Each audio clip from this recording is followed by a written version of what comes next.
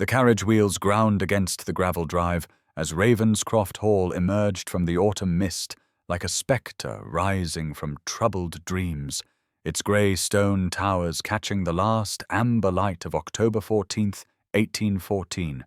and Eleanor Ashworth pressed her gloved hand against the cold window glass, watching the edifice grow larger with each turn of the wheel, feeling something between dread and a strange, unbidden anticipation settle into her bones.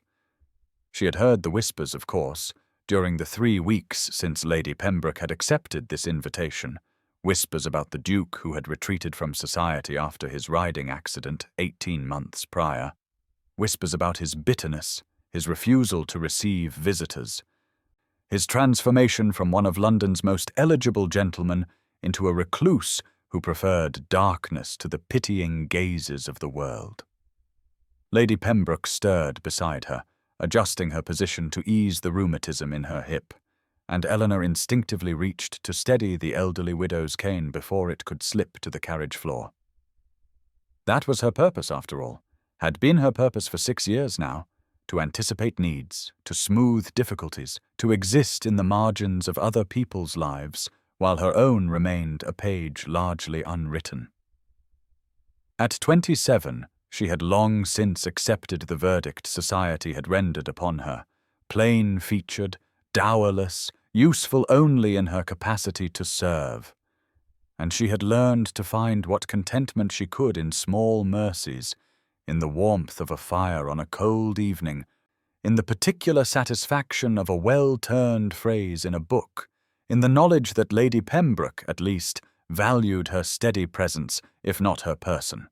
The coachman called out as they rounded the final curve, and Eleanor caught her breath at the full grandeur of the hall before them, its windows glinting like watchful eyes, its gardens browning with the season, golden leaves scattered across the lawn like discarded invitations to some long-past celebration.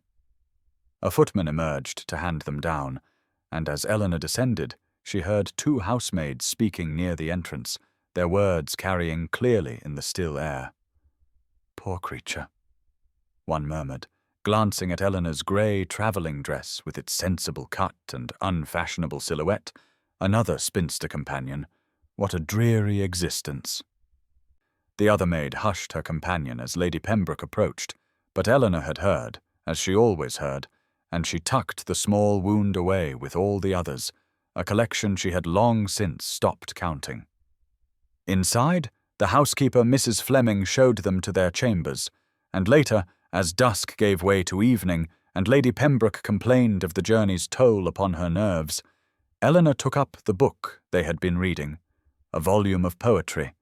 and began to recite aloud, her voice filling the shadowed room with its particular richness, that singular gift she possessed, which seemed so incongruous with her unremarkable face. Lady Pembroke sighed with pleasure, closing her eyes, and somewhere in the great house above them, in rooms Eleanor could not yet imagine, a blind duke sat alone in darkness, not knowing that the voice which would change everything had just arrived within his walls. Now please take a moment and subscribe to our channel and comment where you are watching from and what time is it. It is always fascinating to see where these stories get all around the world. Thank you. The morning of October 15th, 1814, brought with it a grey drizzle that seemed to seep into the very stones of Ravenscroft Hall,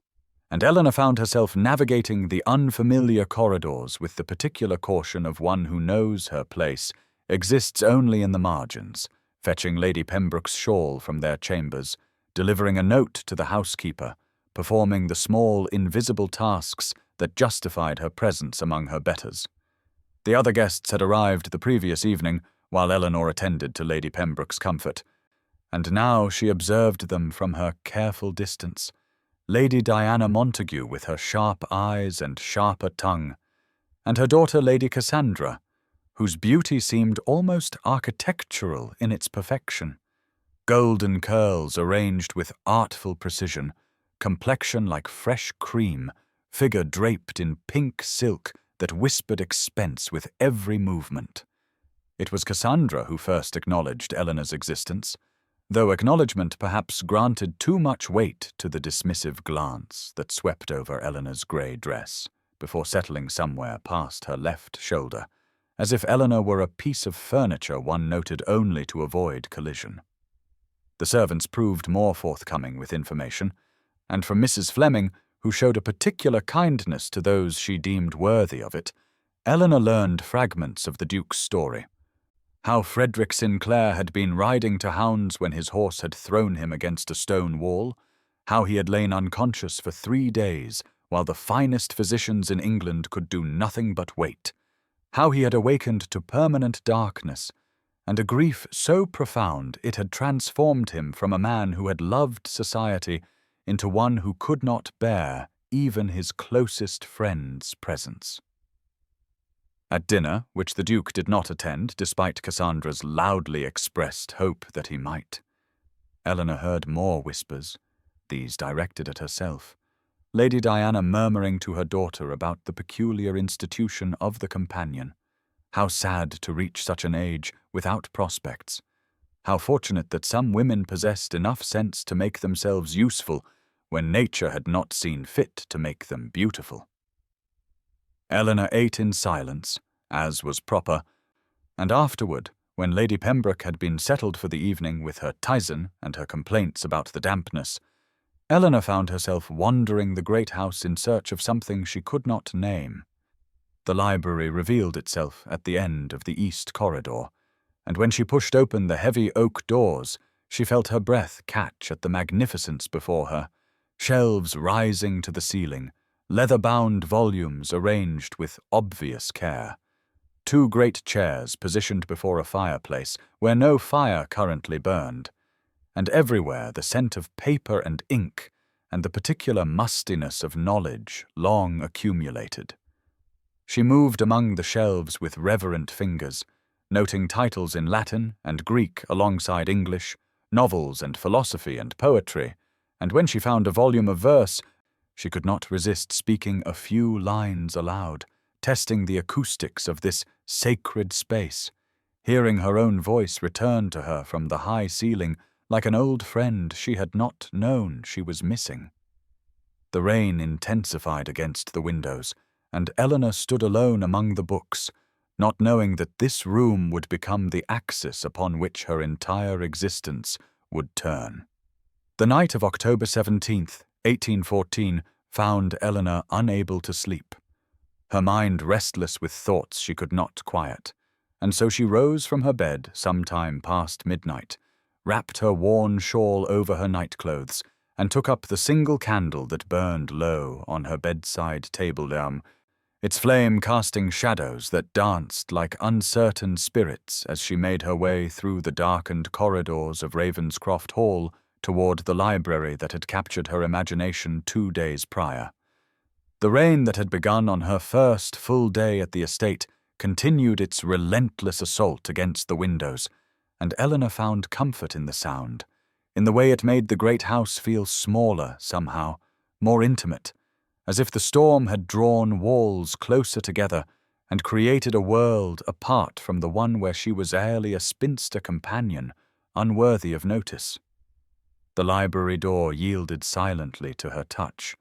and she slipped inside, breathing in the scent of leather and old paper.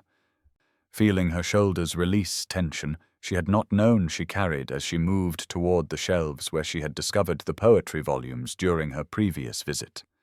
Her candle provided barely enough light to read the spines, but she found what she sought, a collection of Shakespeare's sonnets bound in burgundy leather, and she settled into one of the great chairs before the cold fireplace, tucking her feet beneath her, opening the book to a page at random. She began to read aloud, softly at first, then with growing confidence as the familiar words wrapped around her like a blanket, her voice filling the empty space with its particular richness, that gift which seemed so strange a possession for a woman whom nature had otherwise forgotten to favor. She did not know how long she read, losing herself in the verses, speaking them as if they were her own thoughts given form, until a voice emerged from the darkness beyond her candle's reach, deep and slightly rough, saying simply,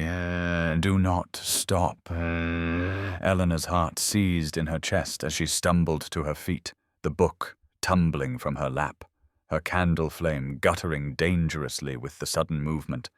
and she strained to see into the shadows from which the voice had come,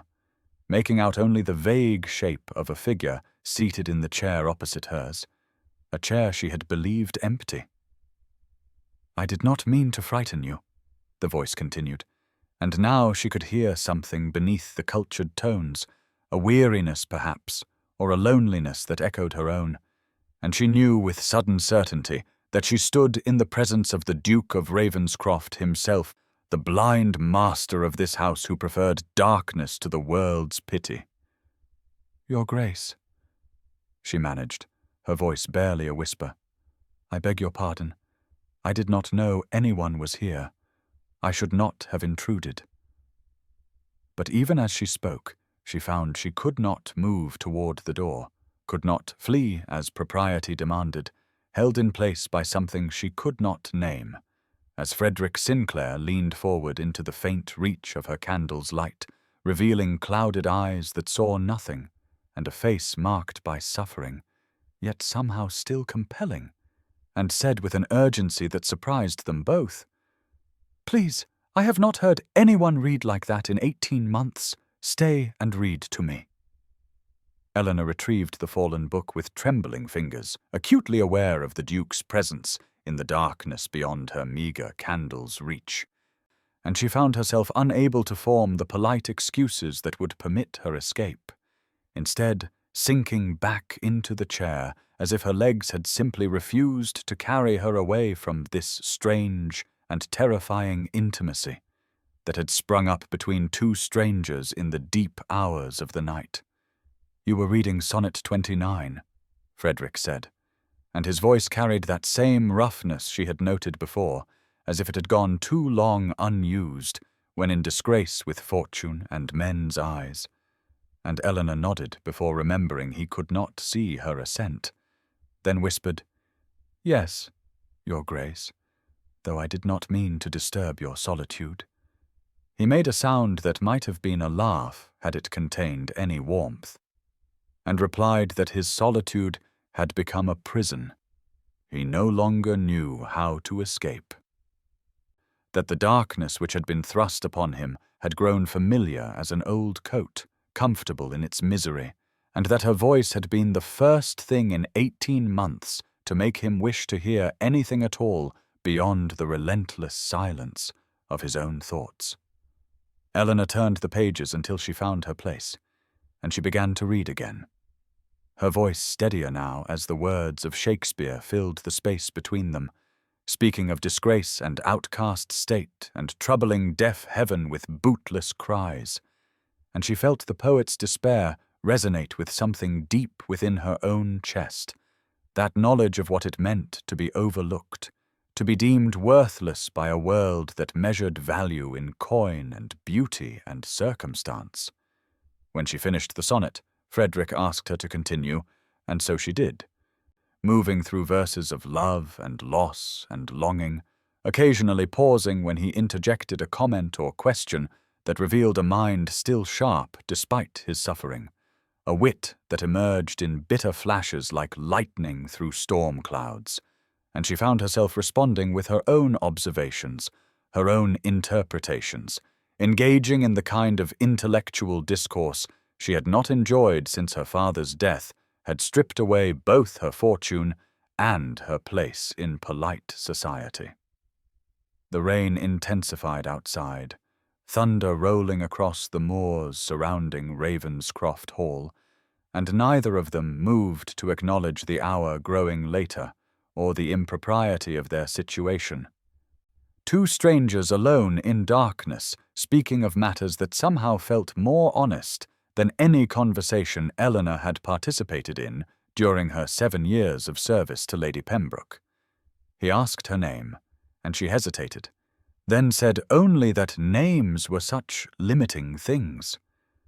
Were they not that they came weighted with expectations and assumptions, and in the darknesses, perhaps they might simply be two voices finding comfort in shared words? Frederick was silent for a long moment, then laughed, genuinely this time, the sound rusty but real, and said she was either very wise or very mysterious, and he found he did not mind which. When the clock somewhere in the house chimed 4, Eleanor rose and said she must go before the household stirred, and he asked if she would return the following night, and she knew she should refuse,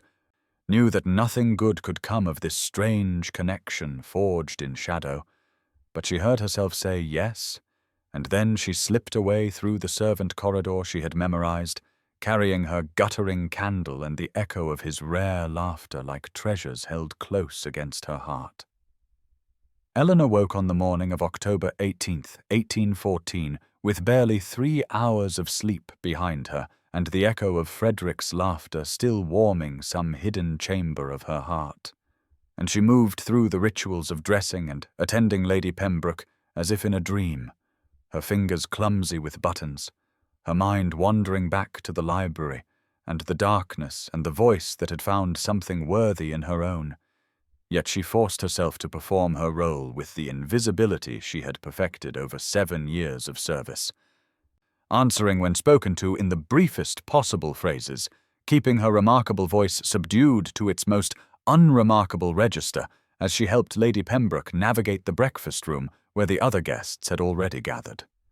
The storm had passed in the night, leaving the grounds of Ravenscroft Hall muddy and strewn with golden leaves torn from their branches,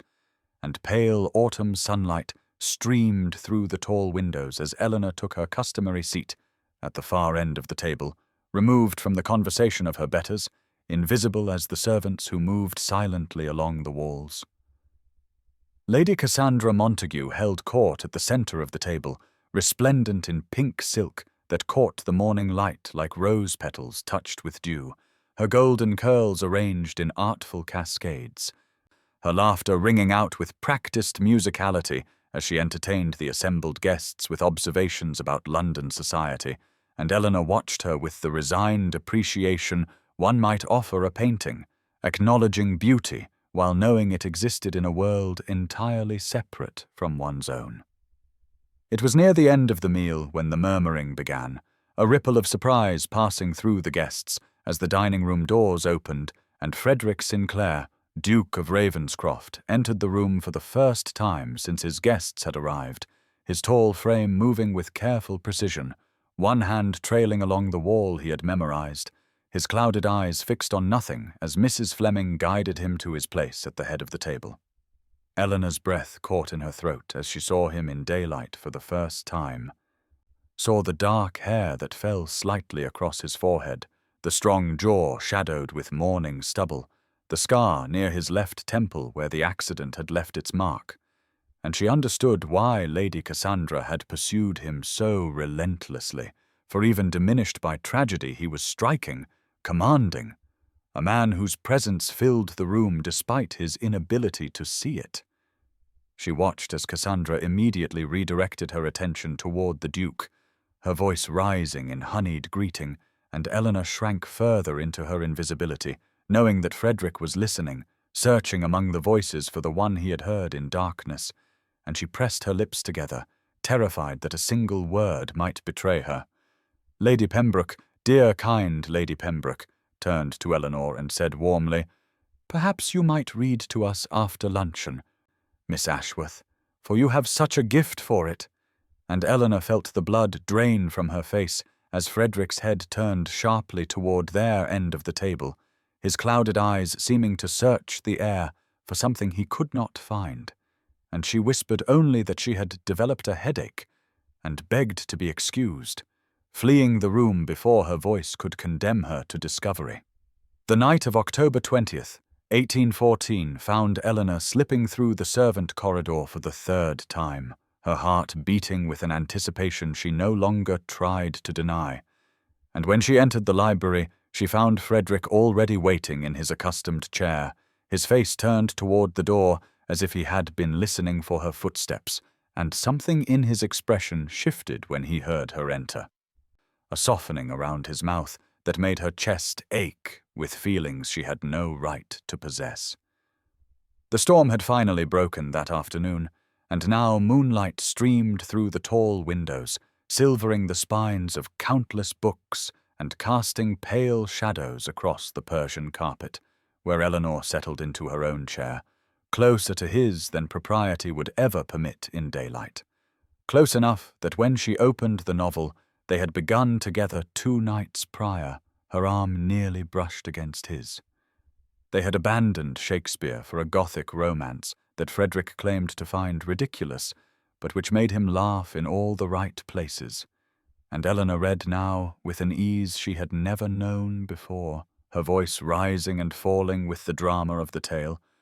occasionally pausing to offer her own observations or to hear his sardonic commentary on the heroine's questionable decisions.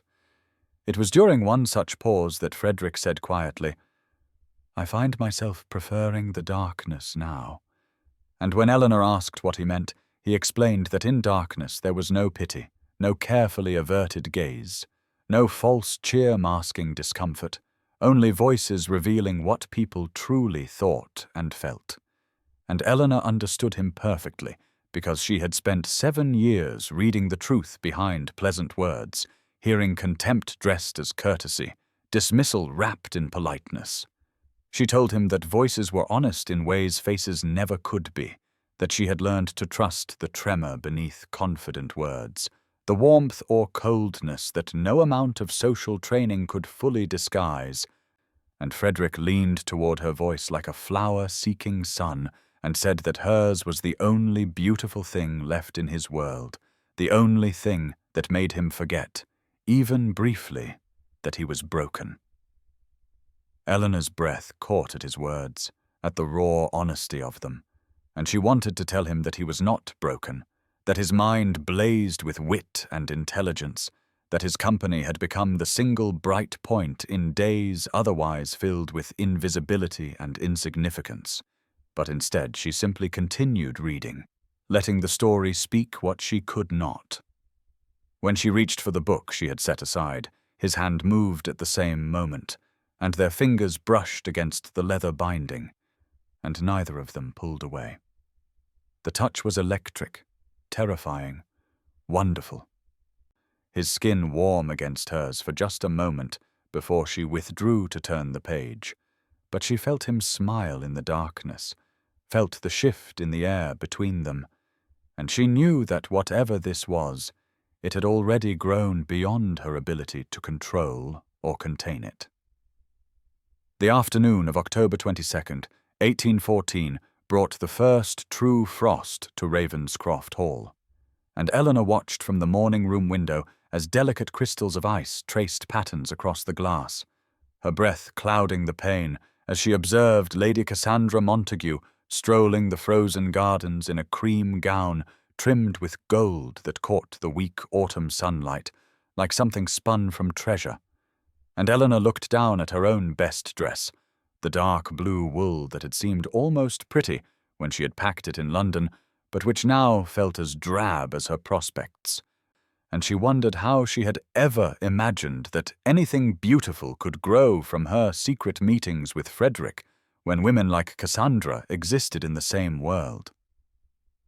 At dinner that evening, Frederick appeared again, the second time that week, and Eleanor noticed how the other guests remarked upon his improved spirits,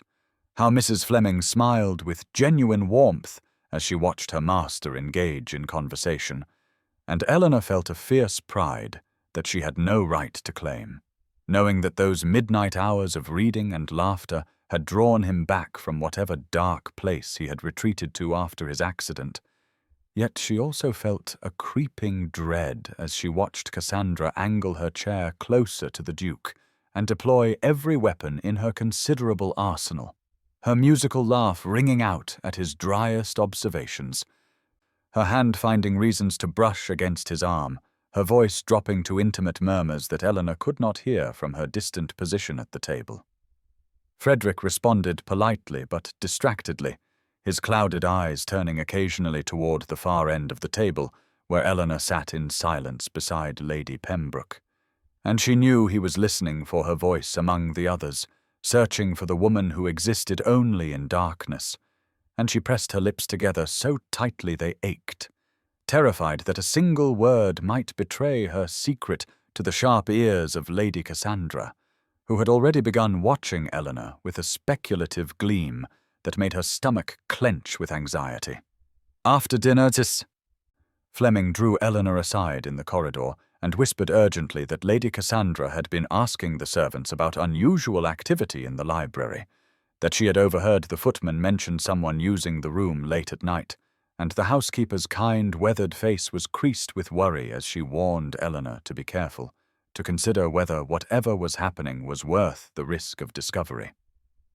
Eleanor thanked her and retreated to her room, where she sat on the edge of her narrow bed and told herself she would not go to the library tonight, that she would end this before it destroyed her, that she had survived 27 years of invisibility and could survive many more. But when the clock struck midnight, she found herself reaching for her shawl, found her feet carrying her through the servant corridor she had memorized, found her heart racing as she pushed open the library door and saw Frederick's face turn toward her with an expression of such relief and joy that she knew she was lost, completely and irrevocably lost. The night of October 24th, 1814, brought a bitter frost that painted the windows of Ravenscroft Hall with delicate crystals of ice, and Eleanor found Frederick already seated in the library when she arrived, his face turned toward the window, as if he could somehow feel the cold seeping through the glass. And when she settled into her chair beside him, he reached out without hesitation and found her hand, lacing his fingers through hers with a certainty that made her heart stutter and race. And for a long moment, neither of them spoke, the only sound the crackling of the low fire and the occasional settling of the ancient house around them. They had nearly finished the Gothic novel that had made them both laugh and groan at its excesses. But tonight, Frederick showed no interest in reading, and when Eleanor reached for the book,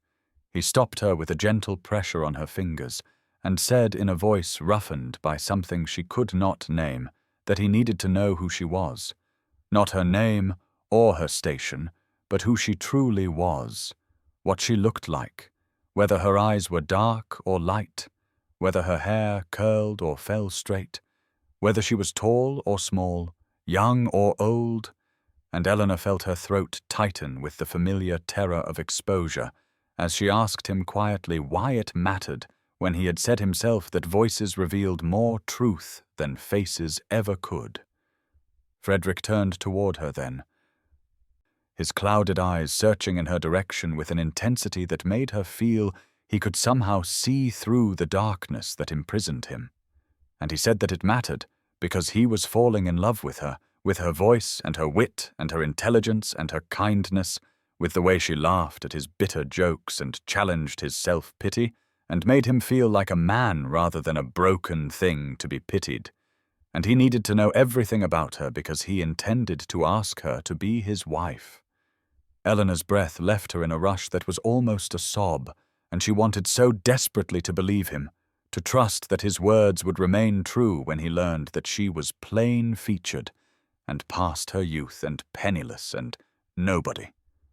But 27 years of being overlooked and dismissed had taught her that men did not choose women like her,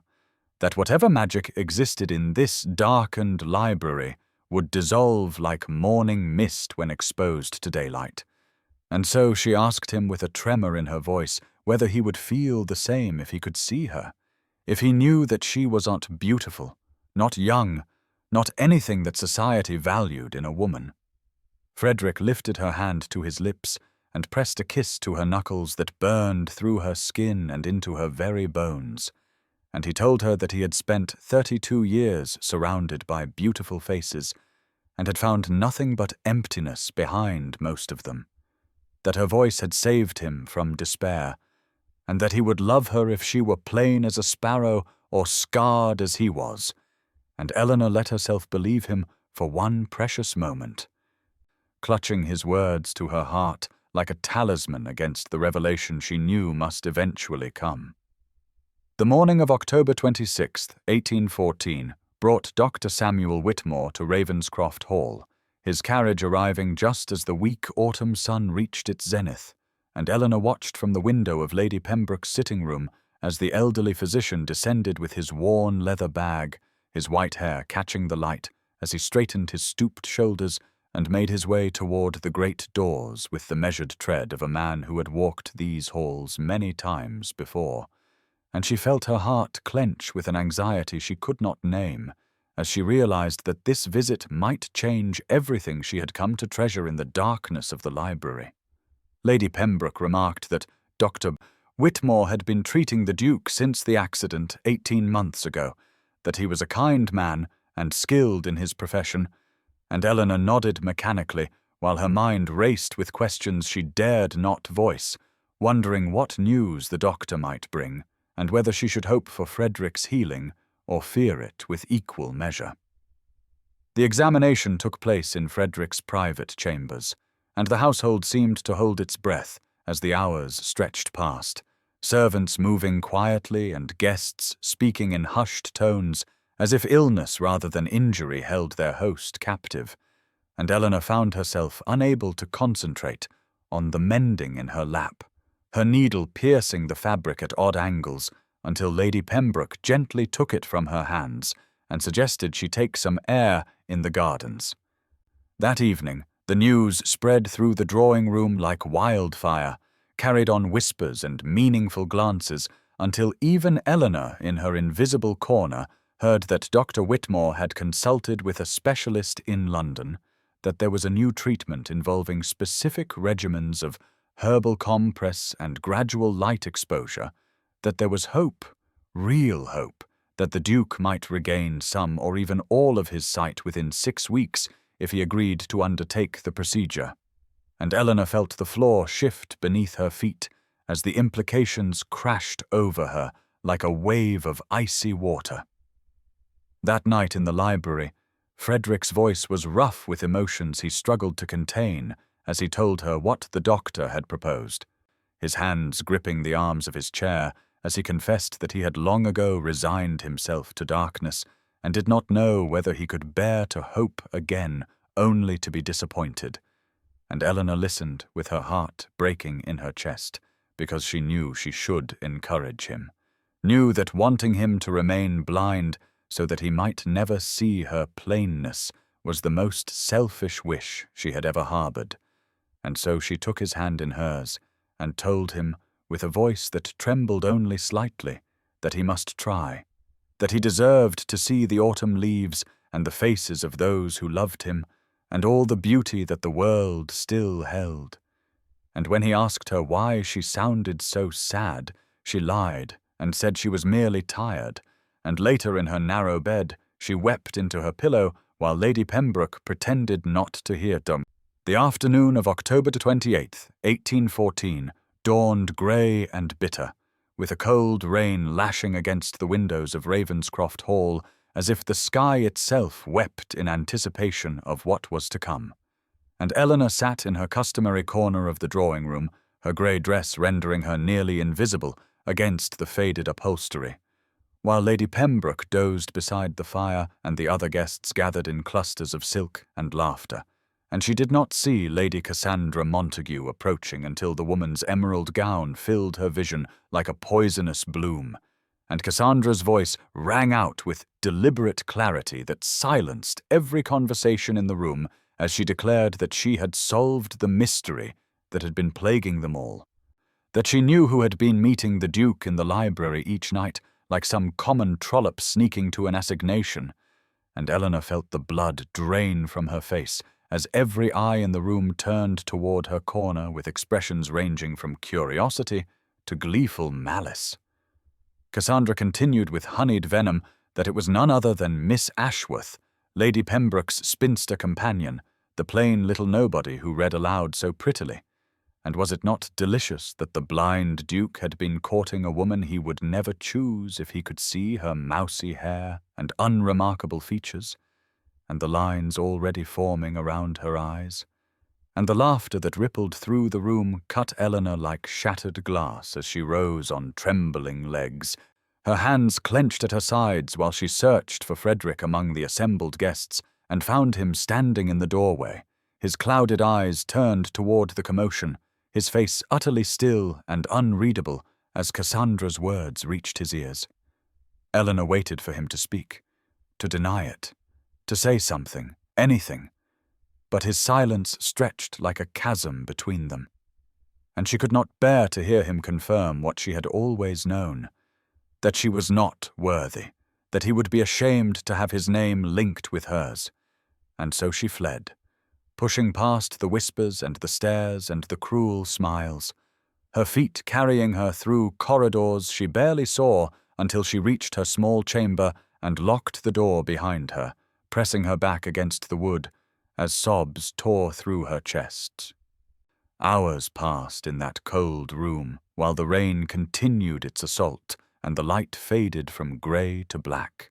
and Eleanor had nearly convinced herself that she must pack her things and leave before dawn when she heard footsteps in the corridor, uneven and accompanied by the tap of a cane.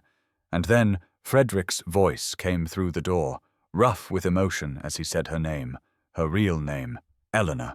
and begged her to open the door. And when she finally did, he stood before her with rain still glistening in his dark hair, having navigated the unfamiliar path from the drawing-room to the servants' wing by asking directions from every maid he encountered. And he reached for her with hands that shook slightly as he told her that nothing had changed, that she was still the voice that had saved him from despair, the mind that challenged him, the soul he had chosen, and that he would shout it from the rooftops of London if she needed proof. The morning of October 30th, 1814, broke clear and cold over Ravenscroft Hall, the frost painting delicate patterns on the windows as Eleanor descended the stairs, with her heart hammering against her ribs, uncertain whether the events of 2 nights past had been real or merely the fevered imaginings of a woman too long starved for tenderness. But when she entered the breakfast room and found Frederick already seated at the head of the table, his clouded eyes turning toward the sound of her footsteps with an expression of such open warmth that several guests dropped their forks in astonishment, she knew that everything had indeed changed irrevocably. He rose from his chair and crossed the room toward her with the confident stride of a man who had memorized every obstacle, his hand extended until his fingers found her arm, and in a voice that carried to every corner of the suddenly silent room, he asked if she would do him the honor of accompanying him on a walk through the gardens, and Eleanor could only nod before remembering he could not see the gesture, and whispering yes with a voice that trembled despite her best efforts to steady it. Lady Cassandra's teacup clattered against its saucer as they departed, and Eleanor felt the weight of a dozen scandalized stares pressing against her back like physical blows. But Frederick's hand remained firm on her arm as he guided her through the great doors and into the crisp October air, the gardens spreading before them in shades of amber and gold beneath a pale autumn sky. They walked the gravel path in silence at first, their breath misting in the cold air, until Frederick stopped beside a stone bench overlooking the fountain and turned to face her with an expression of such gravity that Eleanor's newly kindled hope flickered and nearly died. But then he spoke in low tones meant only for her ears, telling her that he intended to call upon Lady Pembroke that very afternoon to formally request permission to court her, and when Eleanor began to protest that she was merely a companion, that society would never accept such a match, he silenced her objections by raising his hand to her face and asking with heartbreaking gentleness if she would permit him to see her in the only way remaining to him. Eleanor's eyes filled with tears as she took his hand and pressed it to her cheek, feeling his fingers trace the contours of her face with a reverence that made her breath catch in her throat, mapping the line of her jaw and the curve of her brow and the shape of her lips as if committing each feature to memory. And when he finally spoke again, his voice was rough with emotion as he declared that she was exactly as he had imagined, that her face fit perfectly in his palm, that he had found her beautiful from the first word she ever spoke, and nothing would ever convince him otherwise. From the windows of the drawing-room, Eleanor knew that Lady Cassandra and the other guests watched this intimate tableau unfold with expressions of shock and fury. But for the first time in her 27 years, she did not care what anyone thought, because Frederick Sinclair, Duke of Ravenscroft, had chosen her in the full light of day for all the world to witness, and the tears that slipped down her cheeks were caught by his gentle fingers as he smiled and called her his Eleanor at last. The days that followed October 30th unfolded like pages in a story Eleanor had never dared to imagine for herself, each morning bringing fresh evidence that Frederick's devotion had not wavered in the harsh light of day as she had feared. And by November 5th, 1814, a full week of courtship had transformed the atmosphere of Ravenscroft Hall from one of scandalized whispers to reluctant fascination as the remaining guests watched the blind Duke pursue his plain companion with a single-minded intensity that defied all social convention. The treatment Dr. Whitmore had proposed began on the 2nd of November, and now Frederick wore white linen bandages wrapped carefully around his eyes during the daylight hours, the fabric stark against his dark hair, and adding an air of vulnerability to his already striking features that made Eleanor's heart ache with tenderness and terror in equal measure each time she looked upon him. They walked the frost-hardened paths of the garden each afternoon, Eleanor describing the bare branches silhouetted against pewter skies and the last stubborn leaves clinging to the oaks, while Frederick listened with his hand warm in hers and occasionally raised her fingers to his lips in gestures that made the watching servants exchange knowing glances. In the evenings, they continued their readings in the library. But the nature of their conversations had shifted from literary discussion to something far more intimate. And it was during one such evening, with fires blazing in every hearth against the November chill and early darkness pressing against the windows, that Eleanor finally found the courage to tell him of her family's fall from prosperity, of her father's gambling debts that had consumed their modest estate, of her mother's death from shame as much as illness, and of the 8 years she had spent in service to others while watching her youth slip away like sand through an hourglass. Frederick listened without interruption, his bandaged face turned toward her voice, and when she finished, he told her of his own loneliness, of how even when sighted he had felt unseen by those who cared only for his title and fortune, of the relief that had come with blindness because at least now he knew that those who remained did so for reasons beyond his wealth and position. They finished the novel they had begun together and started another, but increasingly the books lay forgotten as their conversations wandered into territories of hope and fear and tentative dreams. And on the evening of November 5th, as Eleanor read a passage about lovers separated by circumstance, Frederick reached out and stilled her hand upon the page and drew her toward him across the leather settee they now shared without pretense of propriety. The kiss, when it came, was tender beyond anything Eleanor had imagined,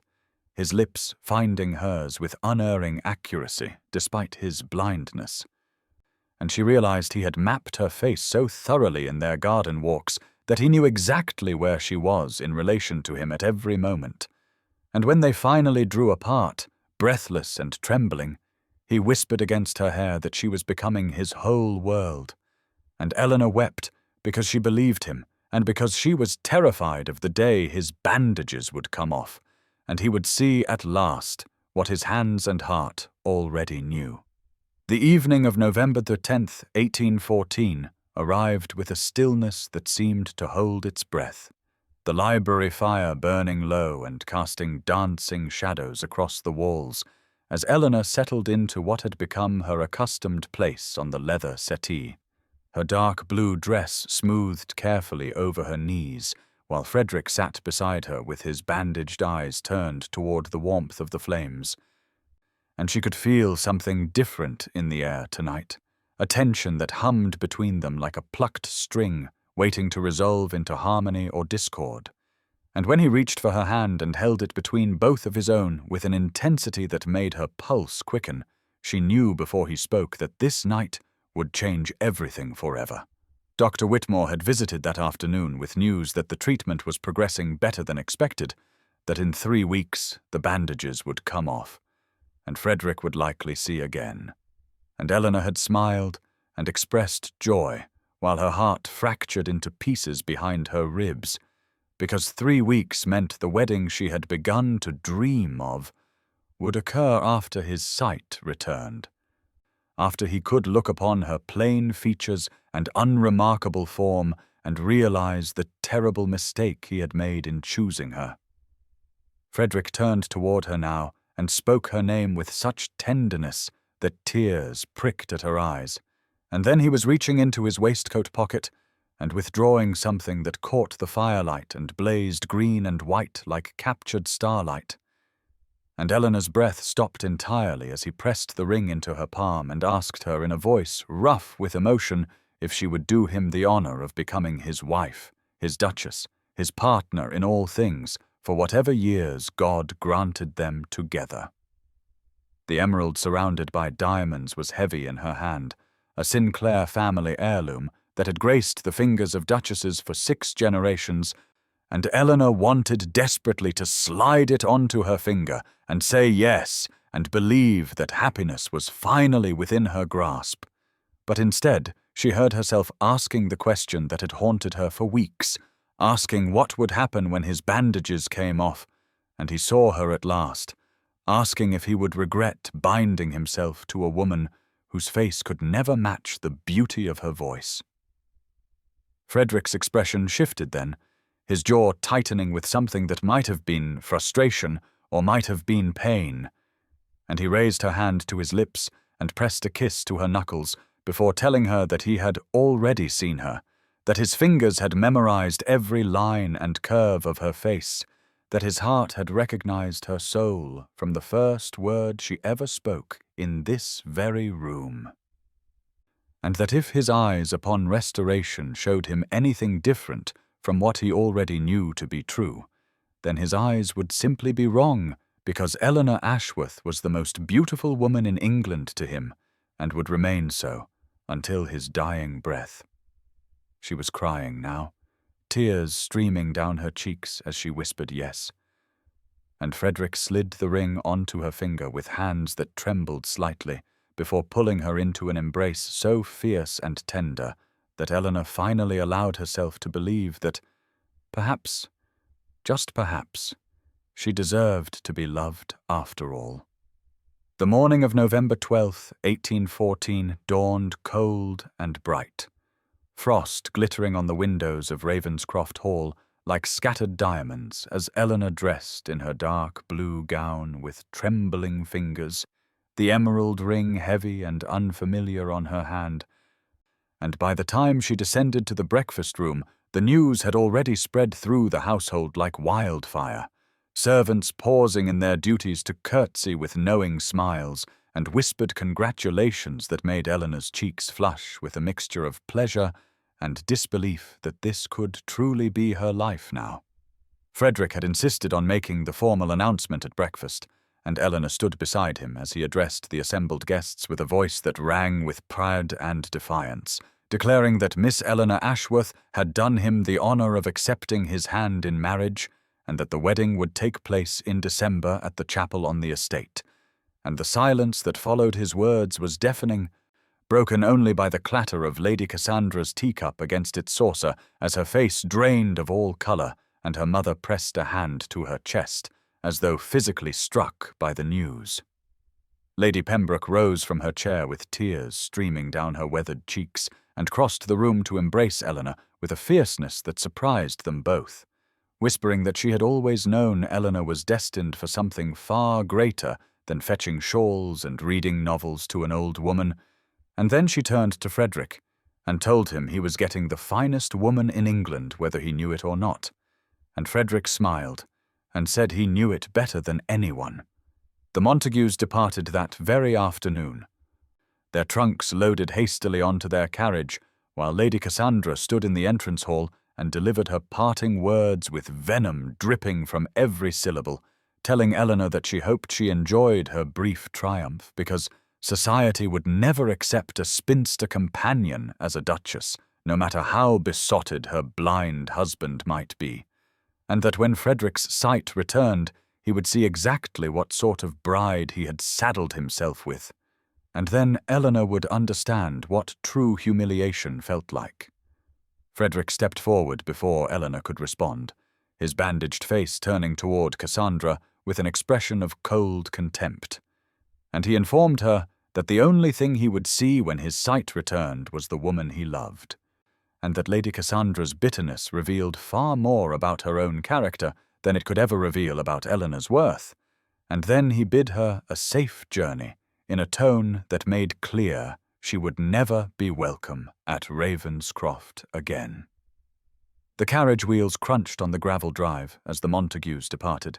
and Eleanor watched from the window with Frederick's arm around her waist, the emerald ring catching the pale November light. And for the first time since this impossible fairy tale had begun, she allowed herself to believe that perhaps happiness was not merely borrowed, but truly, permanently hers. The weeks that followed the Montagues' departure passed in a blur of wedding preparations and quiet happiness. November deepening into its coldest days as Eleanor found herself transformed from invisible companion to future Duchess of Ravenscroft, seamstresses arriving from London with bolts of ivory silk and delicate lace, while Mrs. Fleming bustled about the great house, directing servants in preparations that seemed to Eleanor like something from a dream she might wake from at any moment. Lady Pembroke had officially released Eleanor from her service with tears and embraces and promises to attend the wedding as an honoured guest rather than an employer, and Eleanor had wept too as she thanked the woman who had shown her kindness during the loneliest years of her life, who had brought her to Ravenscroft Hall without knowing she was delivering Eleanor to her destiny. The remaining guests had departed one by one, some with genuine well-wishes and others with barely concealed astonishment that the blind Duke had chosen so poorly when he might have had any beauty in England. But Eleanor found that their opinions mattered less with each passing day as Frederick's steadfast devotion slowly wore away the armor she had built around her heart through 27 years of being overlooked and dismissed. They still met in the library each night, though now they sat openly together on the settee with her head resting against his shoulder as she read aloud, his bandaged eyes turned toward the fire, while his fingers traced absent patterns on her hand. And these quiet hours remained the most precious part of Eleanor's days. Even as the wedding preparations swirled around them in an increasingly frantic dance. Whitmore visited twice weekly now to monitor Frederick's progress, reporting that the treatment was exceeding all expectations and that the bandages would come off on December 1st, just 2 weeks before the wedding date they had chosen. And each time Eleanor heard this news, she felt joy and terror warring within her chest because she wanted Frederick to see again more than she had ever wanted anything. Yet she could not silence the voice that whispered he would look upon her plain face and finally understand what everyone else had always known. Frederick sensed her fear, though she tried to hide it, and on the night of November 20th, he pulled her close in the fire-lit library and told her that he had loved her voice first, then her mind, then her heart, and that these were the things that mattered, that beauty faded and youth vanished, but the soul remained eternal, and that Eleanor's soul was the most beautiful thing he had ever encountered in 32 years of living. She wanted to believe him with every fibre of her being, and sometimes in the warmth of his arms she almost could. But then she would catch sight of her reflection in a darkened window and remember all the times she had been passed over, all the whispered cruelties, all the years of invisibility, and the doubt would creep back in like frost spreading across glass. beautiful in its way, but cold and relentless, and impossible to stop. December 1st, 1814 arrived with a pale winter sun that seemed to Eleanor both a blessing and a curse, the morning light streaming through the windows of Ravenscroft Hall as she sat in the small parlour adjacent to Frederick's chambers. Her hands clasped so tightly in her lap that her knuckles had gone white, the emerald ring pressing into her flesh as she listened to the low murmur of Dr. Whitmore's voice behind the closed door, and tried to remember how to breathe through the terror that had taken up residence in her chest. Mrs. Fleming had brought her tea that sat untouched and cooling on the table beside her, and Lady Pembroke had offered to wait with her, but Eleanor had declined, needing to face this moment alone, because it felt as though her entire life had been leading to this single point in time when the man she loved would either see her and stay, or see her and understand at last what everyone else had always known. The door opened and Dr. Whitmore emerged, his elderly face creased with a smile that made Eleanor's heart stutter painfully. And he told her that the treatment had succeeded beyond his most optimistic hopes, that his Grace's vision was restored nearly in full, and that Frederick was asking for her with an urgency that bordered on desperation. Eleanor rose on legs that trembled beneath her skirts, smoothing the fabric of her dark blue dress with hands that shook visibly, and she thought of all the mirrors she had avoided in her 27 years. All the times she had looked away from her own reflection because she could not bear to see what others saw. And now she must walk through that door and offer herself up to the judgment she had spent a lifetime dreading. The room was dim when she entered, curtains still drawn against the bright winter light to protect Frederick's newly healed eyes, and she could see him sitting in a chair by the window, his bandages removed.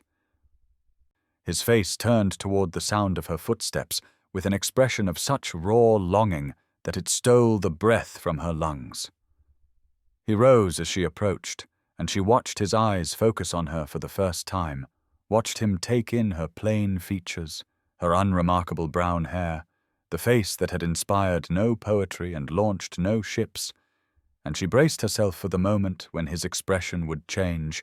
from love to disappointment, from desire to polite resignation. But Frederick's eyes filled with tears that spilled down his scarred cheeks as he crossed the remaining distance between them and took her face in his hands with a reverence that made her sob, and his voice broke as he told her she was exactly as he had imagined, that she was perfect, that he had seen her truly from the very first moment she spoke in the darkness of the library. And now his eyes simply confirmed what his heart had always known. He wept with joy as he looked upon her, this man who could have had any beauty in England, and Eleanor finally understood that she had been seen all along, not despite her plainness but beyond it, into the depths of a soul that had always been worthy of love. The days following Frederick's restored sight passed in a golden haze of wonder and preparation, December arriving with snow that blanketed Ravenscroft Hall in pristine white as Eleanor walked through her new life, as though moving through a waking dream, still catching her breath each time Frederick looked at her with those healed eyes that held nothing but adoration and a joy so profound it made her chest ache with gratitude. He had taken to studying her face at every opportunity, memorizing the features he had first known only through touch,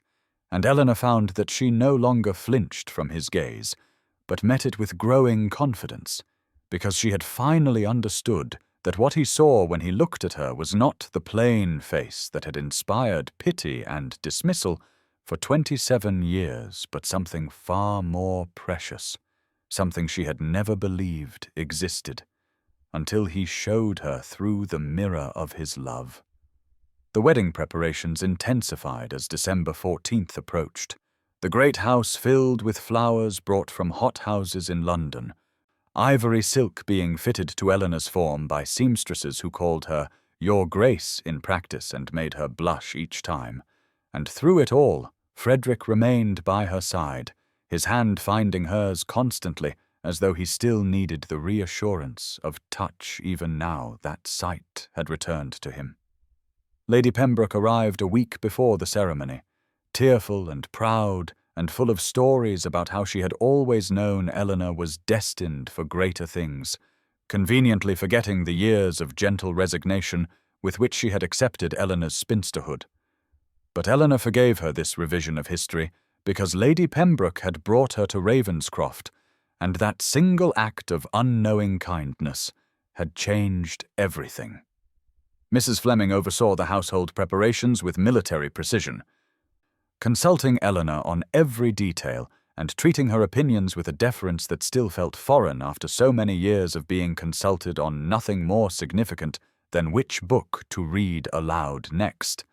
And Eleanor found herself growing into the role of Duchess with a natural grace that surprised everyone except Frederick, who had always known the depths that lay beneath her quiet exterior. The night before the wedding, they sat together in the library one final time as unmarried people, the fire burning low as Eleanor read aloud from the Shakespeare sonnets that had first brought them together. And when she finished, Frederick told her that he had spent 18 months in darkness believing he had lost everything worth living for, and that her voice had called him back from despair like a beacon guiding a ship through storm, and that tomorrow he would pledge his life to her, not because she had saved him, but because she had shown him that true sight had nothing to do with eyes and everything to do with recognizing the irreplaceable value of a soul that had waited far too long to be cherished. Eleanor closed the book and let herself be held, finally believing that she deserved this happiness, finally understanding that she had always been worthy of love, and that the world's blindness to her worth had been the true disability all along. The morning of December 14th, 1814 dawned crystalline and bright, winter sunlight streaming through the frost-laced windows of Ravenscroft Hall as Eleanor stood before the mirror in her chambers and allowed herself for the first time in her life to truly look at her own reflection without flinching, seeing not the plain features that had condemned her to invisibility, but the woman Frederick loved, the woman whose voice had called a broken man back from despair, and whose soul had proven worthy of a duke's devotion. The ivory silk of her wedding gown caught the light as she turned, the fabric whispering against her skin like a promise, and Mrs. Fleming dabbed at her eyes while fastening the delicate pearl buttons that traced Eleanor's spine, declaring that she had never seen a more beautiful bride, and meaning it with every fibre of her loyal heart. Lady Pembroke arrived with the veil, a confection of antique lace that had belonged to Frederick's mother, and as she settled it upon Eleanor's carefully arranged hair, she spoke of how proud she was, how she had always known Eleanor possessed depths that society was too blind to perceive,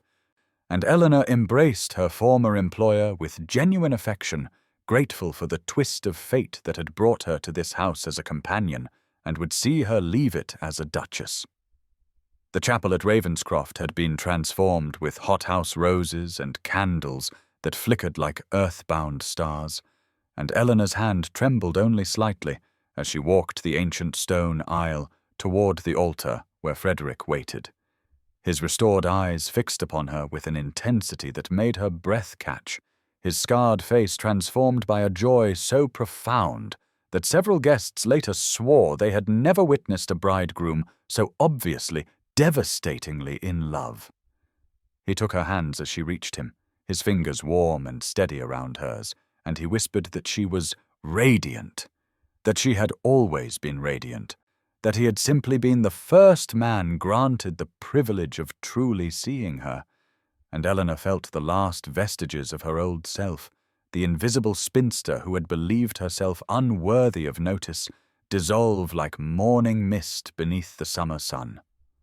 The vows they exchanged were traditional in form, but revolutionary in meaning. Each promise weighted with the knowledge of how improbable this union was, How many obstacles they had overcome, how society had deemed them mismatched, and how gloriously wrong society had been. When Frederick kissed her to seal their marriage, Eleanor heard the assembled guests gasp at the passion evident in that embrace,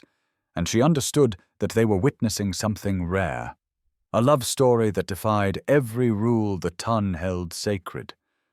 And she kissed her husband back with all the feeling she had suppressed for 27 years, finally free to want and be wanted, to love and be loved, to stand in the light without apology.